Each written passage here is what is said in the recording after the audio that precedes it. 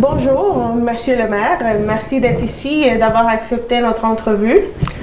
Suite aux nouvelles récentes par rapport à la démission de Monsieur François Legault, quelle mise à jour aurez-vous à nous donner? Bien, c'est la bonne première question à poser. Tout le monde a eu l'annonce très récente. M. Legault a annoncé sa démission. J'ai déjà eu plusieurs personnes qui m'ont questionné là-dessus, que ce soit Messenger ou texto, peu importe. J'ai vu aussi des commentaires sur les réseaux sociaux. Fait que parlons tout de suite d'éléphant dans la pièce, là, la démission de M. Legault. Je voudrais rassurer tout le monde, la journée même de la démission, premièrement, je pense pas que c'est une surprise pour beaucoup de monde. Souvent, dans ces hauts postes politiques-là, les gens où leur avenir est en question démissionnent souvent après les vacances des fêtes, en janvier. Fait que c'était pas trop une surprise à bien du monde au niveau du timing. Mais je veux juste dire que la journée même, j'avais des contacts avec le cabinet du premier ministre pour confirmer ce que je pensais, en fait. C'est que dans une situation comme ça, souvent, puis M. Legault l'a bien nommé, il demeure en poste jusqu'à ce que son successeur soit trouvé, qui est un processus normalement qui peut prendre 4, 5, 6 mois. C'est démocratique, ils vont faire une élection à même le parti. Puis les contacts que j'ai eus avec son cabinet la journée même, c'est business as usual, une autre expression en Témiscamingue. Business as usual, c'est transparent. Tous les dossiers continuent. Ils n'ont pas perdu leur droit de gérer et de gouverner. Et puis déjà aujourd'hui, il y a encore des meetings, des téléphones concernant nos dossiers prioritaires. Nos dossiers prioritaires qui sont le corridor de santé, l'aide à Ryam, le prix de l'essence puis le logement. Par rapport au post de Facebook que vous avez fait récemment, pouvez-vous nous expliquer pour les gens qui peut-être ne sont pas au courant de la situation actuelle avec le CISAT et le corridor de santé vers l'Ontario? Oui. Pour la plupart du monde, vont être au courant à date jusqu'à il y a environ la première semaine de décembre. J'avais mis un dernier mot du maire sur le sujet du corridor, qui c'était le mot du maire numéro 7 à ce sujet-là, en environ 6 mois, 5-6 mois. Il s'est passé beaucoup de choses depuis ce temps-là, mais c'est beaucoup de choses behind the scenes. Beaucoup de choses behind the scenes, puis beaucoup de choses dont je ne sais pas tout, j'en sais un certain pourcentage, puis certaines choses qui ne se partagent pas nécessairement en population. Mais il s'est passé beaucoup de choses, mais qui ne font pas avancer le dossier, qu'on n'a pas de résultat encore. Depuis la demande de Santé Québec pour le rétablissement de corridors de santé vers l'Ontario, c'est quoi les avancements que vous avez ou des updates que vous avez reçus de la part du CISAT? C'est quoi le problème exactement qui cause que le corridor n'est pas complètement rétabli? OK. Ben, pour répondre à votre question, on ne reçoit aucun update du CISAT. On ne reçoit aucun update du CISAT. La population ne reçoit aucun update du CISAT. Comme vous avez pu le remarquer, il y a CISAT ont des infos CISAT. Ils nous parlent de stationnement, de guérite, ils nous parlent de grippe, d'influenza. Mais jamais on pense à nous parler du corridor. Pourtant, on sait que ça fait 1 mois, depuis le 9 décembre, que notre premier ministre, M. Legault, avait émis un communiqué demandant au CISAT de faire marche arrière et de rétablir la pratique passée facilitante pour nous donner une chance de se faire traiter avec des soins de proximité, qui est le souhait du gouvernement. Ça fait longtemps qu'on le sait, juste à écouter les nouvelles depuis 2 ans pour le comprendre. Mais chez nous, au CISAT, tout le monde sait là maintenant qu'il y a eu des décisions qui sont allées à l'encontre des soins de proximité. Donc, aucun update, aucune mise à jour. Si ce serait seulement du CISAT, on n'aurait aucune idée de ce qui se passe. Puis je dis ça aussi, même à l'interne. J'ai, à travers les mois, dont juste avant les fêtes, des employés du CISAT qui m'ont appelé. Puis à chaque fois, en fait, même, j'ai reçu une notice du département des communications du CISAT.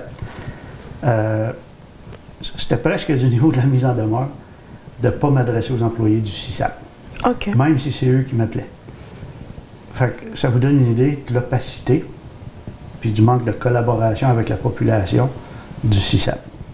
Ceci dit, quand la dernière personne du CISAT de l'établissement de Témiscamingue qui m'a appelé était encore dans les arguments d'il y a 4 mois. Monsieur Legault ne comprend pas, s'il viendrait me voir, j'expliquerais les arguments de Mme Roy d'il y a 4 mois. Mais elle m'a avoué que dans les 3-4 mois passés, elle n'avait eu elle-même à l'interne aucune communication du CISAT à l'interne, aucune aide. Puis on sait que j'avais demandé de l'aide. Quand on avait des gens en détresse dans le salon qui ne savaient pas comment gérer la situation, quand ils se faisaient canceller, le CISAT m'avait appelé pour de l'aide. Puis aucune communication du CISAT. Ce que je sais, c'est que le premier ministre a émis un communiqué très clair avec une demande raisonnable, humaine, qui est 100% alignée avec le mandat de Santé Québec et a fourni les fonds pour payer la différence et pour payer les ressources administratives, des excuses utilisées à l'époque pour enlever le service. M. Legault, notre premier ministre, s'attendait à ce que ça soit fait en 4-5 jours. Je m'attendais, avec toute mon expérience de gestion, que ça soit fait en 4-5 jours, parce que c'est tout ce que ça prend. Ça n'est pas plus difficile que ça. Il n'y a aucune embûche autre que des embûches humaines de personnalité. Je sais aussi que suite à la non-action, évidemment, le cabinet a eu des discussions avec Santé Québec qui aurait accepté le mandat, le jugeant humain, réaliste, faisable, en lien avec leur mandat, et que ça a été délégué au CISAT de remettre en place la pratique passée. On s'entend que c'est temporaire. Le but du cabinet du premier ministre, c'est de négocier une entente à long terme, un corridor officiel, mais c'est quelque chose qui va prendre des mois, évidemment. Beaucoup de gens impliqués, dont des gens de l'Ontario, puis peut-être pas juste les médecins, on parle du politique aussi, là. Mais cette pratique, même temporaire, n'est pas encore à ce jour mis de l'avant. Des gens de l'établissement de Témiscamingue m'ont mentionné que si le CISAT voulait le faire, si eux recevaient la directive, ça pourrait être réinstauré en 4 à 5 jours. Ça aurait pu être réinstauré le 15 décembre. Oui, exactement. Donc, c'est vraiment un manque de la part des dirigeants du CISAT qui demandent de ne pas faire l'administration de toute la facturation du corridor et tout ça. Donc, c'est vraiment les employés sont à la disposition de le faire, mais c'est les dirigeants du CISAT dans les hautes directions. C'est sûr que ça vient de la haute direction du CISAT. OK. Qui n'informe pas, qui ne veut pas le faire, qui push back. C'est facile à comprendre quand on lit entre les lignes de ce qui se passe ou de ce qui se passe pas. Ouais. Je suis au courant de toutes les discussions. Ouais. Surtout que M. Legault avait déposé en 300 000 pour que ça accélère le plus possible. Ouais. Donc, ça laisse à se questionner qu'est-ce qui se passe, pourquoi est-ce que... Bien, je comprends la population de se questionner. Le niveau de connaissance, comment ça marche dans les hautes sphères, il n'est pas égal chez tout le monde, donc ça devient frustrant. Mais il n'y a pas de lien hiérarchique. Maintenant que le gouvernement a créé Santé Québec, il n'y a pas un lien hiérarchique. M. Legault ne peut pas dicter, il doit convaincre Santé Québec. C'est l'actionnaire unique de Santé Québec. Santé Québec devra le comprendre. Mais il doit convaincre Santé Québec. Là, ma frustration monte tranquillement vers Santé Québec dans tout ça. Là vers Santé Québec, là, c'est pas 3-4 personnes en Abitibi, là. C'est plusieurs vice-présidents dans le dossier. C'est la PDG de Santé Québec. C'est la présidente du CA de Santé Québec. Il y en a du monde. Il y en a des gros salaires. Puis autant qu'il aurait accepté le mandat, quand ça se fait pas, bien, il n'y a pas d'imputabilité, il n'y a pas de conséquences. Est-ce qu'on tolère l'insubordination? C'est toutes des questions que je me pose. C'est rien que j'ai entendu, mais il ne faut pas qu'il oublie que j'ai énormément d'expérience en gestion. 30 ans d'expérience en gestion, 20 ans comme DG. J'ai géré des affaires tout aussi complexes qu'un CISAT, avec tout autant d'employés puis tout autant de chiffre d'affaires ou de budget. J'ai coaché dans les derniers 10 ans des présidents, des vice-présidents, des directeurs aux États-Unis. J'ai travaillé en Europe. Malheureusement, ça me permet de dire que ce qu'on vit présentement, c'est un portrait du Québec. Okay. Là, vous allez dire, wow, petit Gauthier, il se prend pour un autre, là, à Témiscamingue, parler un portrait du Québec. Moi, je peux vous dire, pour avoir coaché aux États-Unis, ailleurs au Canada, au Québec, travaillé en Europe, quand on dit que nos systèmes vont mal au Québec, il faut se poser la question sur la qualité de nos gestionnaires des branches publiques de services du gouvernement. Peut-être au privé aussi, mais moi je constate qu'au Québec, comme gestionnaire, puis je m'inclus, on est excessivement orgueilleux, on est excessivement manque de transparence, manque de courage managérial. C'est quoi que je m'évertue à améliorer avec mon petit baluchon depuis 15 ans en gestion conseil. Je trouve, tu sais, quand on regarde à sa clique, tu sais, tout le monde qui parle d'argent gaspillé, de job vite fait, tu sais, je commence à me demander si le combat qu'on mène là n'est pas un combat plus large. Essayer de faire comprendre aux gestionnaires du milieu public what good looks like. Okay. On a une expression en Témiscamingue, what good looks like. They don't even know what good looks like. L'opacité, le manque de transparence. Je travaille avec le département fluidité proximité du CISAT à partir d'exemples que je reçois de manquements, de défaillances au niveau des services. On met en place avec le CISAT des plans d'action. Puis des choses qui se passent aberrantes, qui me dit que la haute direction ne sait même pas ce qui se passe dans son établissement. Là. Pour les citoyens, pour les gens de la ville de Témiscamingue, c'est quoi le recours qu'on pourrait en avoir pour faire de la pression afin que ça soit rétabli le plus rapidement possible? Oui. Bien, le recours, puis ça, c'est une petite déception que j'ai. Ça fait un mois qu'on interpelle, puis je l'ai fait plus clairement dans mon post. Le recours, là, moi je dis, c'est de prendre la rue. C'est de se faire voir. Il y a 6 mois, à un meeting à la ville, il y avait 185 personnes qui se sont présentées en soutien à notre administration qui se battait, qui commençait à se battre pour ça. Puis il avait été proposé, on devrait descendre dans la rue. Oui, chaque chose en son temps, mais j'avais dit, c'est pas à la ville à faire ça. Nous, on fait notre job d'élu. La population devrait être. Ça serait le temps là, d'être moins passif, puis d'attendre des nouvelles du maire, puis de l'administration. Ça serait le temps de prendre la rue, puis de faire connaître votre mécontentement.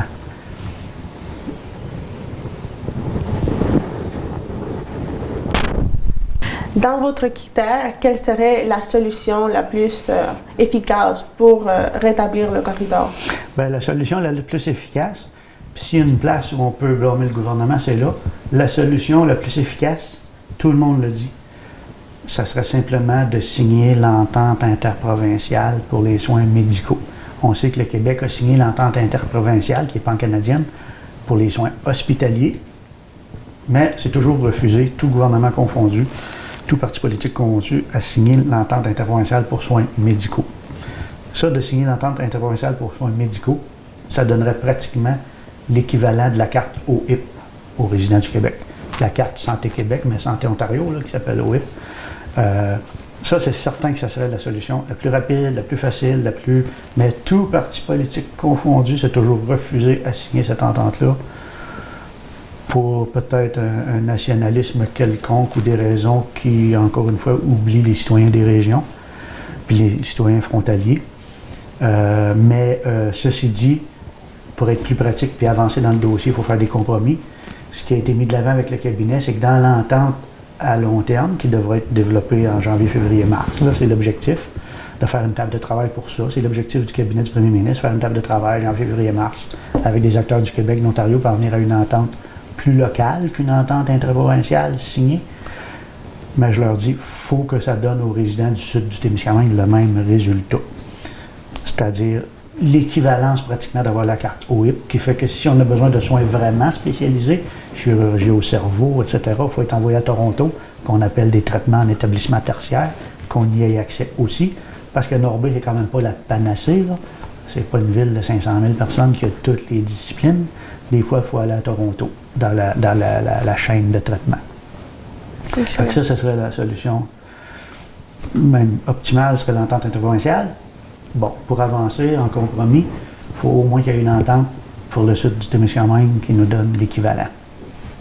Voilà, merci. Et puis, c'est quoi le message que vous donnez aux gens de la ville? C'est quoi le message que vous voulez adresser? Aux gens de la ville, maintenant, tout est une question d'influence. C'est plus une question politique, c'est plus une question de droit, c'est plus une question d'administration, c'est plus une question de technocratie, c'est plus une question de gestion. C'est une question d'influence. Il faut se faire entendre. Puis les citoyens de la ville, il y a 6 mois, au meeting municipal était venu, je pense qu'il était 185. C'était merveilleux. Il était venu en soutien à notre ville, pas pour se plaindre. Il était venu en soutien aux efforts qu'on commençait dans ce dossier-là. Il savait que ça allait être difficile. Puis, vous savez comment c'est, avec raison. Pourquoi on ne descend pas dans la rue? Ben, je vous le dis, c'est pas juste une question de chioler le poing dans les airs, là. On est rendu à l'étape de prendre la rue, de se faire entendre. Fait que le message aux gens du sud du Témiscamingue, ça fait 7 mois que je me bats. Ça fait 7 mois que j'aurais choisi d'autres choses comme priorité dans mon mandat de maire. Ça fait 7 mois que j'informe. Mais là, ça fait 1 mois qu'on essaye de tendre la perche à ce qu'il y ait une mobilisation citoyenne. On dit au sud du Témiscamingue que depuis 120 ans, on s'est tenus, on a bâti ensemble notre propre futur avec M. Dettori, etc. On n'a pas perdu ça, je le sais qu'on n'a pas perdu ça. On est une belle région qui a beaucoup d'activités en ville, qui a beaucoup de services pour sa petite municipalité. On se tient, c'est parce qu'on se tient, on a du bénévolat. Mais là, il faut continuer à se tenir, puis il faut montrer notre capacité de mobilisation. C'est pratiquement tout aussi important que 73 quand le pont avait été bloqué. C'est une décision de dévitalisation du sud du Témiscamingue qui a été prise par la haute direction du CISAT. Les gens nous disent qu'ils ne prendront pas leur retraite ici s'il n'y a pas des meilleurs soins de santé. Les travailleurs avec des jeunes familles disent qu'ils ne viendront pas travailler à l'usine ou qu'ils ne resteront pas s'il n'y a pas des meilleurs soins de santé, accès de santé de proximité pour leurs enfants. Puis je répète ce que j'ai dit dans une de mes lettres, ce n'est pas à aucun gestionnaire des réseaux publics, que ce soit les forêts, les gardes de chasse, ils vont me dire « Ah, c'est rendu des affaires de la faune ». Ben, je m'excuse. Dans le temps qu'on en avait 6, 7, 8, on les appelait des gardes de chasse. On n'a pas revécu ça. Là, il en reste un. Probablement qu'il va disparaître. Fait qu'on n'a pas connu ça, les nouveaux noms, nous autres. Parce que vous êtes en train de dévitaliser notre sud du Témiscamingue par vos décisions de gestion. Puis dévitaliser une région, c'est une décision politique. Et puis, si les gens de la haute direction seraient en train d'entendre ça, c'est quoi le message que vous voudriez adresser à eux, les gens de la haute direction du CISAT et Santé Québec? C'est de, un peu comme je disais dans mon post, tu sais, avec Mme Roy, Mme Poupard, vice-présidente de Santé Québec, Mme Miron, PDG de Santé Québec, Mme Germain, présidente du CA de Santé Québec, je me suis attendu en 7 mois à plus d'empathie. Comprendre, sortir de Montréal, sortir de votre tour à bureau. Puis je ne veux pas être condescendant quand je dis ça. C'est la seule conclusion qu'on me permet de tirer. Gérer les perceptions si vous n'êtes pas content avec ce que je dis. Sortez de votre tour à bureau, sortez de votre tour d'ivoire. Arrêtez de vous cacher derrière des départements de communication overstaffed, comme ils font à haute direction du CISAT. De l'humilité, de l'humanité. Venez réaliser c'est quoi 8 heures de route pour un pré-op de 5 minutes comme j'ai dû faire. C'est quoi une personne de 65 ans, 70 ans conduire une autre amie qui n'est pas capable de conduire à Amos, se lever à 5 heures du matin, aller à Amos, revenir tard dans la nuit, lutter un chevreuil en revenant pour des personnes âgées au volant en hiver, des journées de 14-15 heures Venez constater c'est quoi sur le terrain. Ayez l'humilité de venir constater. Je voudrais m'adresser aux employés du CISAT, établissement de Témiscamingue. Je voudrais juste dire aux employés de l'établissement de Témiscamingue du CISAT comment on vous aime, comment vous nous soignez bien, comment vous faites partie de notre communauté, comment on est des amis, puis comment on ne veut pas vous perdre. Mais je sais que vous avez subi énormément de stress ces derniers 6 mois, 7 mois. Cette décision du CISAT qui vous est venue de façon complètement opaque, sans discussion, sans demander ce que vous en pensiez, a mis une charge de travail incroyable sur vos épaules. Réorienter des gens d'Ontario vers le Québec. On sait que c'est pas facile, c'est pas tout fait. On se rappelle, 2200 rendez-vous dans l'année, c'est 45 par semaine. C'est beaucoup de monde, c'est toute une logistique. Fait que ces gens-là ont été stressés. En plus, depuis le communiqué de M. Legault, certains m'ont appelé, sans vouloir être révélé. Hein. Tout le monde a peur des représailles de la haute direction du CISAT. On me le dit, j'invente rien. En plus, depuis le communiqué du CISAT, les résidents de Témiscamingue appellent par dizaines, sinon par centaines. Puis c'est ouvert, puis c'est quand qu'on va retourner, puis c'est énormément de pression, c'est énormément de stress. On m'en a parlé. Il n'y a rien de ça qui est dirigé contre vous. C'est dirigé contre le soutien de la vitalité et de notre milieu de vie. Puis une demande de votre haute direction qu'on soit traité humainement, équitablement, avec respect, empathie. Puis simplement aussi avec de la saine gestion. Par contre, si on me demande est-ce qu'on peut aider à réduire la pression, temporairement, non. On a tous beaucoup de pression, on est tous beaucoup occupés, moi le premier, avec vous. On se bat pour la même chose. Enfin, je vous dirais, si vous êtes fatigué, si vous vous sentez non appuyé, si vous vous sentez débordé, si vous êtes tanné, appelez pas la ville pour de l'aide, appelez vos patrons, appelez la haute direction du CISAT. Ben, je veux juste répéter que c'est rien contre vous. On vous aime, on fait partie de la même gang, on veut vous garder, on veut vous en santé et au travail, avoir du plaisir, comme tout le monde, se dépasser, être signifiant dans la vie, pas insignifiant. Fait qu'on continuons à se battre ensemble. Merci, Monsieur Alain, Monsieur le maire, de nous représenter face à ce problème. On est assuré que vous faites toutes les démarches nécessaires afin de rétablir ça le plus rapidement possible. Nous, les Témiscamingiens, on fait face à l'abandon au niveau de la santé. Donc, on compte sur vous.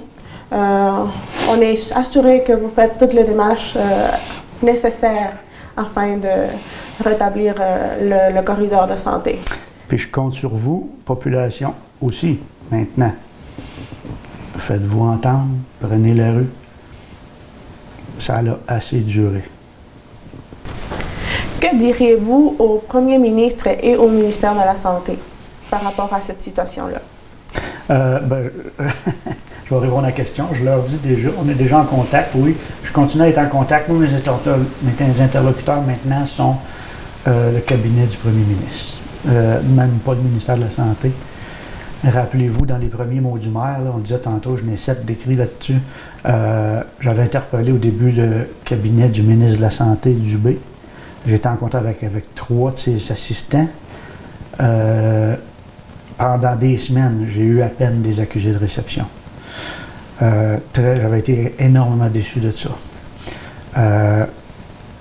Après que j'ai été mis en contact avec le cabinet du Premier ministre, pas par le ministère de la Santé, par des contacts, un réseau de contacts.